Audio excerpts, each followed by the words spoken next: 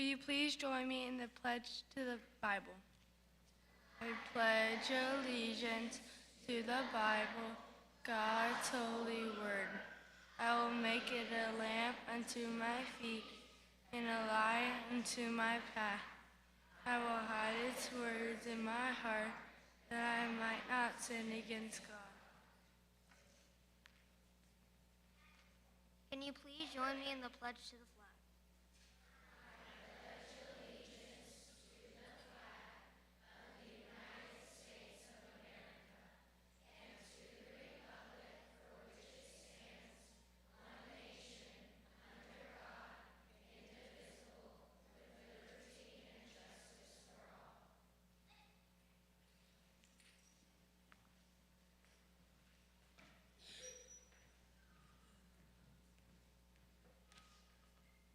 Thank you. You may be seated. Welcome everyone to our Grammar Chapel. These are special chapels as we get a chance to celebrate our speech meet regional qualifiers. But first, some announcements. Those of you that are in sports, the grade check, the first of grade checks for this quarter is this Friday. The last regular season varsity basketball games are this Saturday starting at 11 o'clock. If you want to see the varsity teams play in their last regular season game, it's a home game. And then next Thursday is the junior spelling bee starting at 2 o'clock here in the chapel. That is open to the public. Everyone's welcome to be a part of that. That's for second and third grades. And then next day, Friday, is the school spelling bee starting at 1:10. It's also here in the chapel.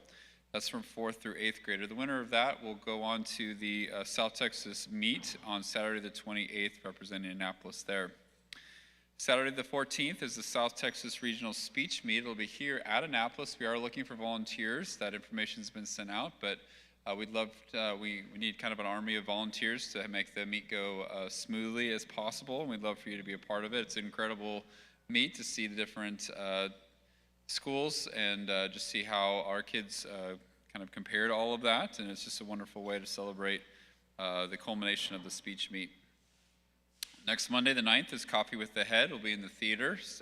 Doors open at 7:45. We start at 8 o'clock. And then Tuesday at noon is the Warrior Men Lunch at Howard's Barbecue. It's a fellowship time for any men associated with Annapolis. And then February 17th is a Tuesday. Starting at 8 o'clock is the Parent Book Club. We're reading Tuck Everlasting this month. It's a 5th grade book. I think they've read it already. So it's a great book. For the sake of time, we are going to, just because we have quite a few speeches, we're going to jump right into our hymn of the month, hymn of the day. So would you please stand as we sing for 4,000 tongues.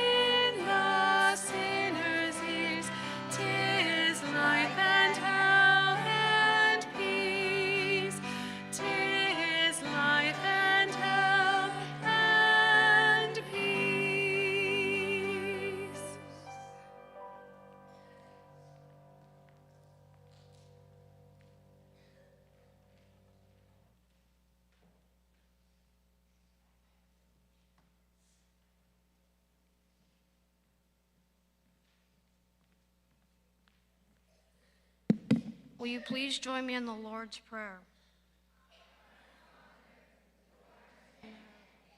Hallowed be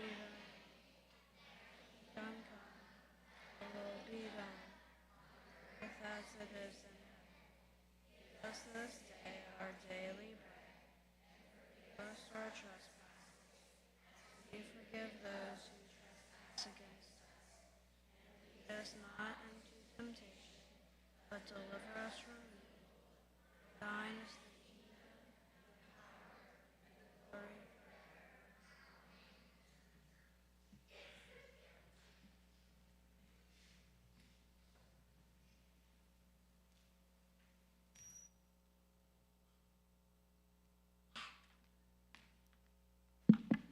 Thank you. You may be seated. At this time, we will dismiss our preschool and Imago Day students.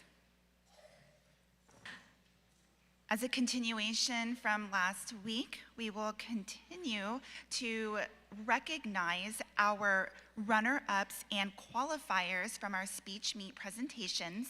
We will get to hear from and celebrate our 2nd and 4th grade students this morning. As a quick recap, the reason why we do speech meet is for very significant reasons. We understand that there is quite a lot going on in your days and evenings and lives, but the reason we continue this tradition here at Annapolis is because the memorization of great literature, speeches, poetry, Bible memory verses is a tradition that spans back to antiquity, and it is truly the culmination of a child's education to be able to get these things deep in them for one day to use the art of rhetoric that is being sown into them through the things that they are studying first themselves, but then also learning how to get up and speak in front of another group of individuals. This will serve them very well in their lives, for we never know where God will lead them. And so speech meet, while it is difficult to add to an already busy schedule, is very much worth the fruit that it produces. So, without further ado, speech meet. I will first call our names for our runner-ups for each category per class. Runner-ups, just like last week, when you hear your name, you may go ahead and stand where you are. Audience, I ask that so we can hear all the names. Let's hold our applause to the very end. And we will get started with our 2nd grade speech meet runner-ups. So for Mrs. Easter's class, for Bible memory, our runner-up is May Prothrow. In poetry, we have Elin Johnson. And in Mrs. Brush's runner-ups, we have Bible memory, James Heil. For poetry, we have Una Shutter. And for dramatic interpretation, we have Clark Seacatz. Please give a round of applause for our 2nd grade speech meet runner-ups.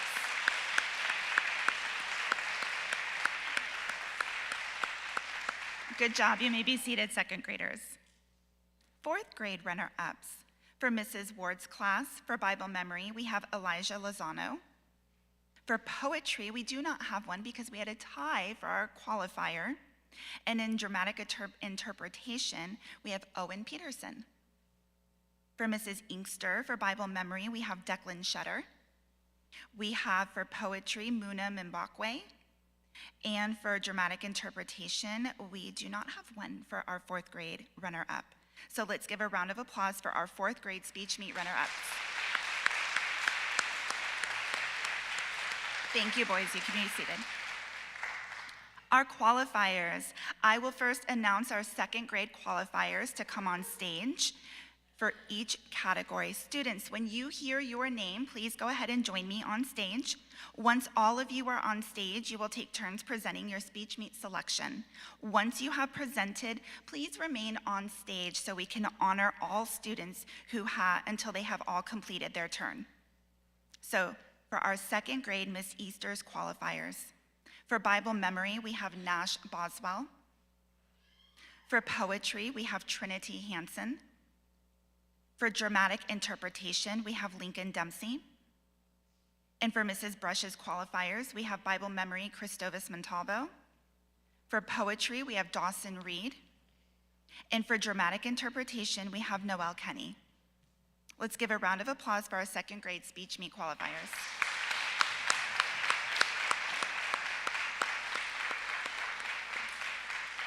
Okay. First up to present, we will have our qualifiers for Bible memory. I'd like to call Nash Boswell to the microphone.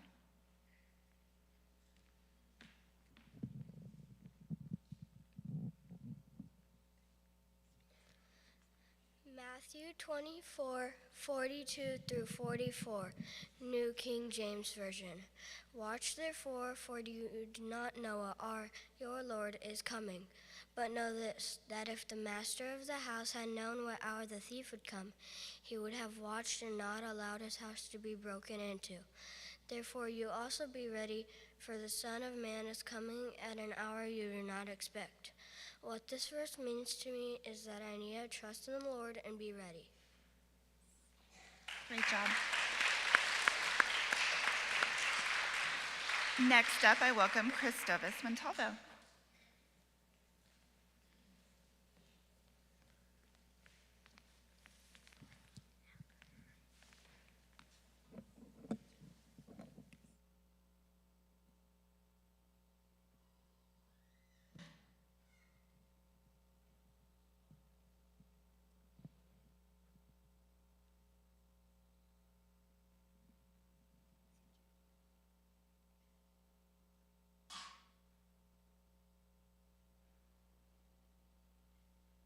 CGI here today.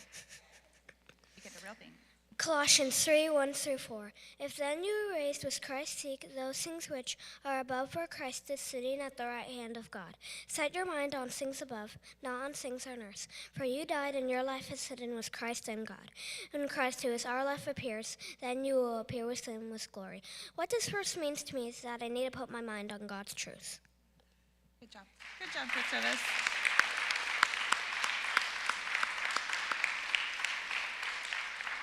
Next to present, we will have our qualifiers from poetry. I'd like to call Trinity Hansen to the microphone.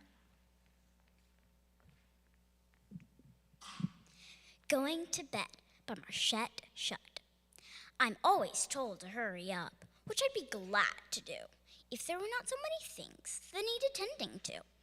But first I found my towel, which fell behind the rack. And when a pillow is thrown at me, I have to throw it back. And then I need to get the things I need in bed with me, like marbles and my birthday train and beat the chimpanzee.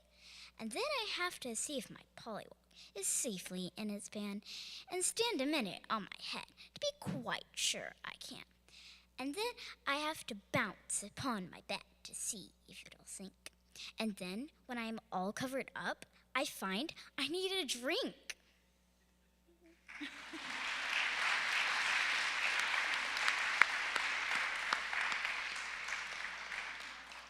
All right, next up, Dawson Reed.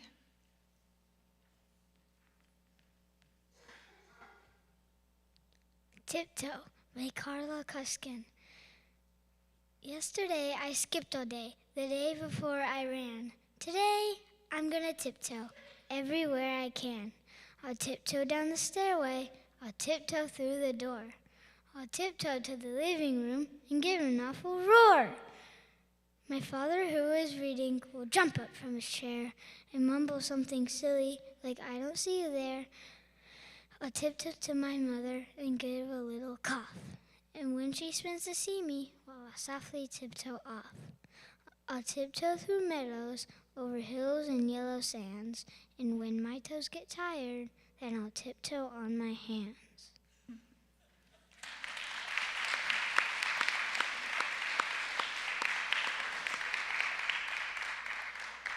And now our qualifiers from dramatic interpretation. I'd like to call Lincoln Dempsey to the microphone.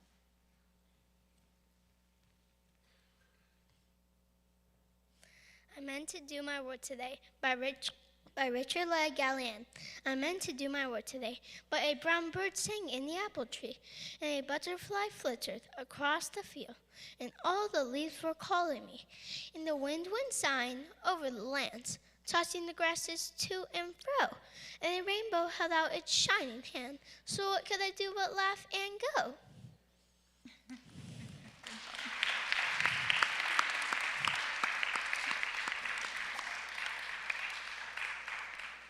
Our next qualifier from dramatic interpretation is Noelle Kenny.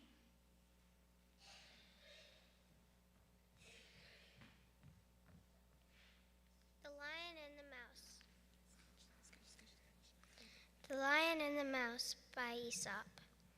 Here is one of the best love stories of kindness paid and repaid. From it we learn power, compassion has been found within both the mighty and the meek. Kindness is not a feeble virtue.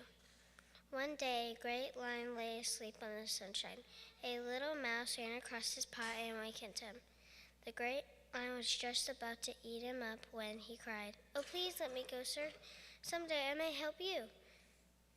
The lion laughed and thought that the little mouse could be any use to him, but he was a good-natured lion, so he set the mouse free. Not long after, the lion was caught in a net. He tugged and pulled with all his might, but the ropes were too strong. Then he roared loudly.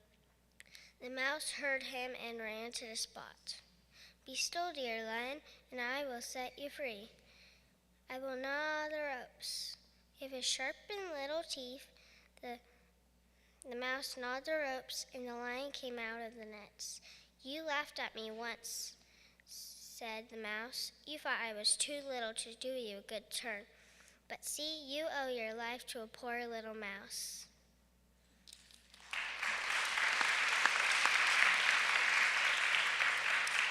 All right, let's give one more really big round of applause for our second grade speech meet qualifiers. Thank you, second graders. You can go have a seat.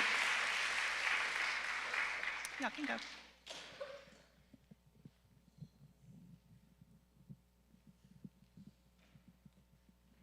All right, now I will announce our fourth grade speech meet qualifiers for each category. Again, students, when you hear your name, please join me on stage. Once all students are on stage, you will take turns presenting your speech meet, and as in with the second graders, please remain on stage until all have completed their selection. For Mrs. Ward's class, for Bible memory, we have Liam Trin. For poetry, we have Knox Klein and Rosemary Seacatz. For dramatic interpretation, we have Lydia Barger. In Mrs. Inkster's class, our qualifiers for Bible memory are Joshua Heil. For poetry, Quinn Brown. In dramatic interpretation, Cameron Duffy. Let's give a round of applause for our fourth grade speech meet qualifiers.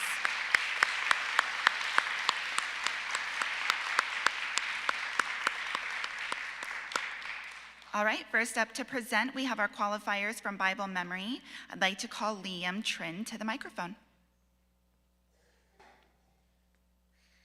1 Corinthians verses 11. 1 Corinthians 11, verses 23 through 29, New King James Version. "For I received from the Lord that which I also delivered to you, that the Lord Jesus, on the same night in which he was betrayed, took bread, and when he had given thanks, he broke it and said, 'Take, eat. This is my body which is broken for you. Do this in remembrance of me.' In the same manner, he also took the cup after supper, saying, 'This cup is the new covenant in my blood. This do as often as you drink it in remembrance of me. For as often as you eat this bread and drink this cup, you proclaim the Lord's death till he comes. Therefore, whoever eats this bread or drinks this cup of the Lord in an unworthy manner will be guilty of the body and the blood of the Lord. But let a man examine himself, and so let him eat of the bread and drink of the cup. For he who eats and drinks in an unworthy manner eats and drinks judgment to himself, not discerning the Lord's body. This scripture means to me that the communion is a great way to remember what Jesus did for us." Amen.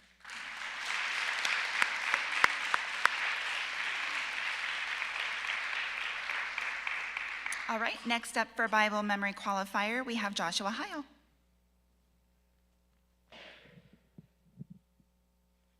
Psalm 67, 1 through 7, New King James Version. "God, be merciful to us and bless us, and cause his face to shine upon us. Selah, that your way may be known on earth, your salvation among all nations. Let the peoples praise you, O God. Let all the peoples praise you. Oh, let the nations be glad and sing for joy. For you shall judge the people righteously and govern the nations on earth. Selah.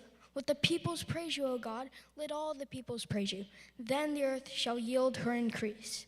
God, our own God, shall bless us. God shall bless us, and all the ends of the earth shall fear him. What this verse means to me is I can use God's blessings as a way to share God's love and goodness to the world.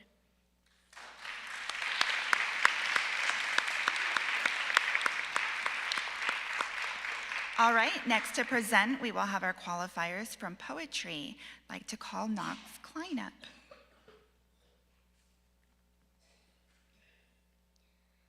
My wise old grandpapa.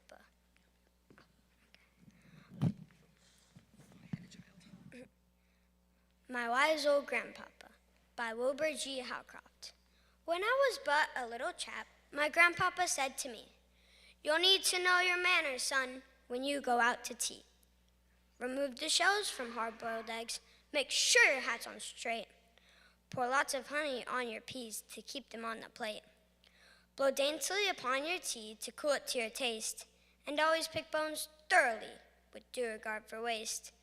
Be heedful of your partner's needs, attend their every wish. When passing jelly, cream, or jam, make sure they're in the dish.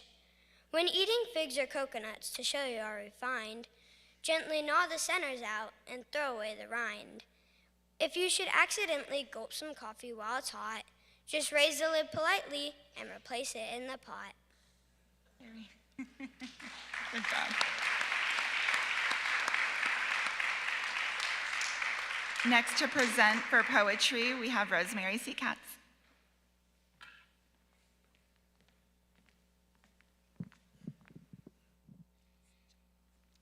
The Kitten and the Falling Leaves by William Wordsworth. See the kitten on the wall, sporting with the leaves that fall. Withered leaves, 1, 2, and 3, from the lofty elder tree, through the calm and frosty air of this morning, bright and fair. Eddying round and round they sink, softly, slowly, one might think, from the motions that are made, every little leaf conveyed, some small fairy hither tending, to this lower world descending. But the kitten, how she starts, crouches, stretches, paws, and darts, first at one, then its fellow, just as light and just as yellow. There are many, now one. Now they stop, and there are none. What intenseness of desire in her upturned eye of fire! With a tiger leap halfway, now she meets the coming prey, lets it go at last, and then has it in her power again.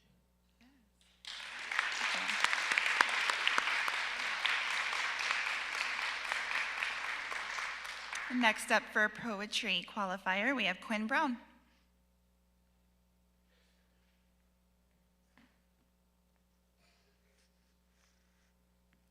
Winter Fun by Edna Jacques. Over the hills we go coasting down, then across the lake like a mere round. On the smooth white slope we start from above, then down we go as swift as a dove. Out in our yard, right by our gate, the big white snowman we like to make. We shape it with snow, white and clean, with fur, moss for beard, it's just a thing. A carrot for a nose, and apples for eyes. It makes him look so very wise. Down on the pond, there is everyone skating together. Oh, what fun! A figure eight, a tug-of-war. There's a bonfire blazing on the shore. We'll warm our hands before we run. There's hot chocolate waiting for everyone. We'll sing together for good cheer. It's the merriest, happiest time of the year.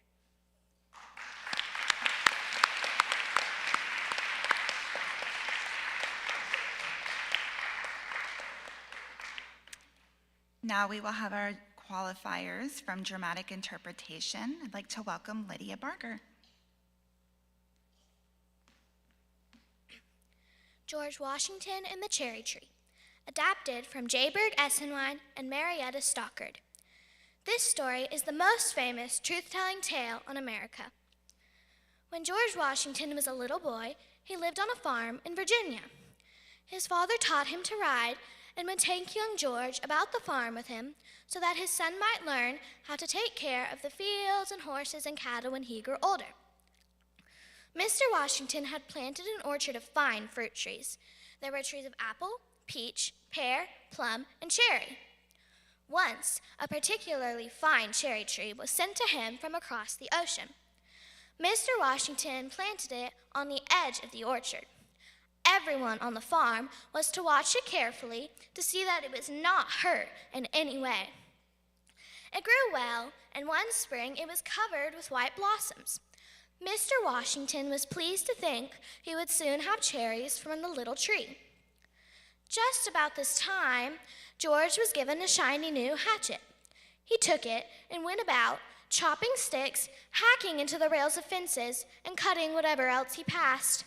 At last he came to the edge of the orchard, and thinking only how well his hatchet could cut, he chopped into the little cherry tree. The bark was soft, and it cut so easily that George chopped the tree right down, and then went on with his play. That evening, after Mr. Washington came in from inspecting the farm, he decided to walk down to the orchard to look at his cherry tree.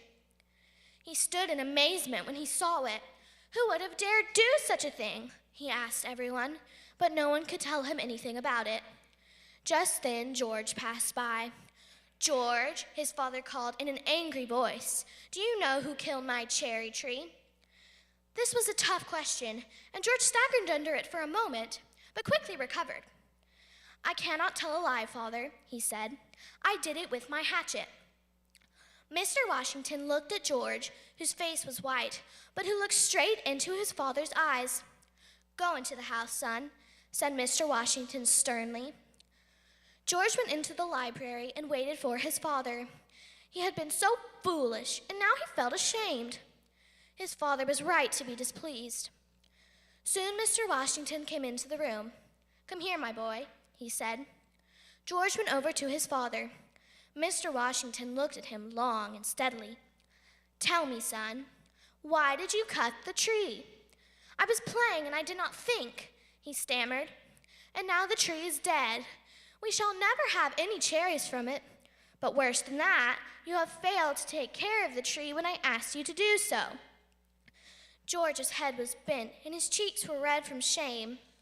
"I am sorry, Father," he said. Mr. Washington put his hand on the boy's shoulder. "Look at me," he said. "I am sorry to have lost the cherry tree, but I am glad that you were brave enough to tell me the truth." And to the end of his life, George Washington was just as brave and honorable as when he was young.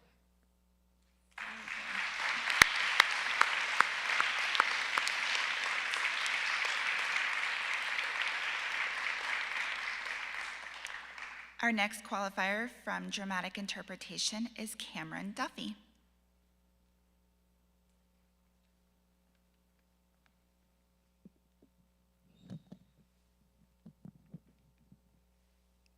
The Honest Woodman, adapted from Emily Polson.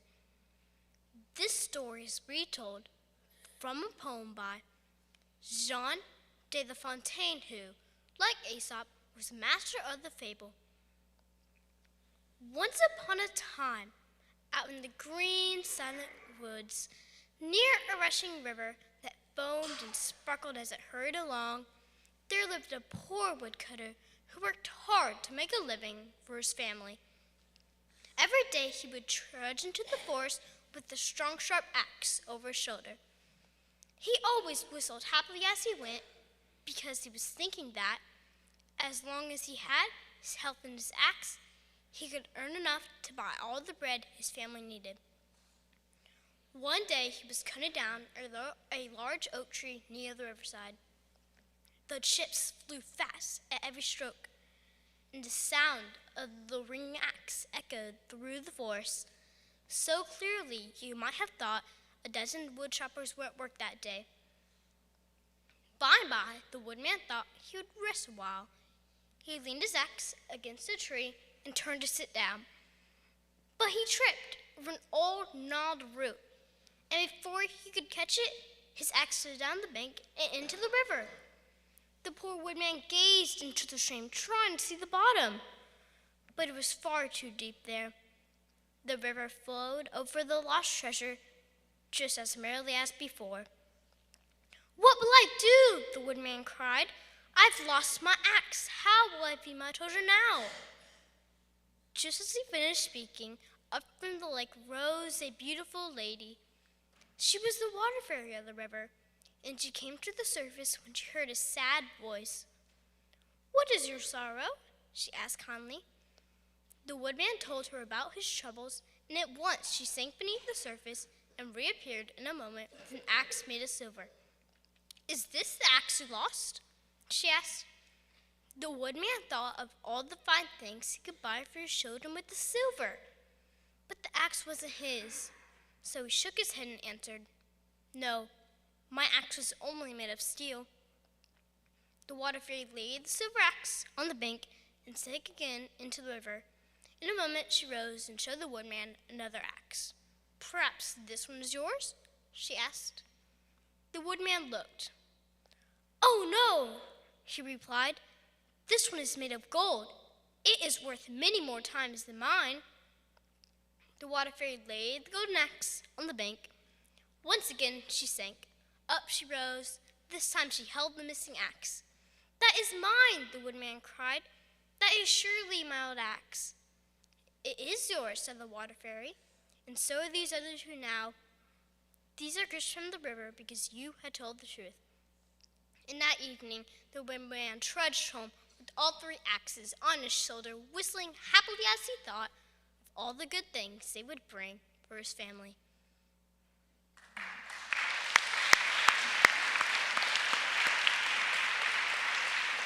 Let's give one more big round of applause for our speech meet qualifiers.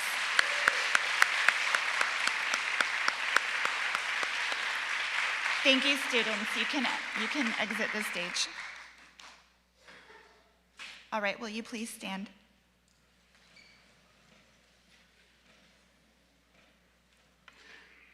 We will go ahead and close out this morning in our chapel service. Next week, we will recognize our 5th and 6th grade speech meet qualifiers and runner-ups. In closing, I would like to read one of our scriptures for the morning. Let me pull it up real quick. It is from Galatians 2:20. "I have been crucified with Christ. It is no longer I who live, but Christ who lives in me. And the life which I now live in the flesh, I live by faith in the Son of God, who loved me and gave himself for me." Thank you all. You are dismissed. We will go dismissal from front to back. And thank you and have a blessed Wednesday.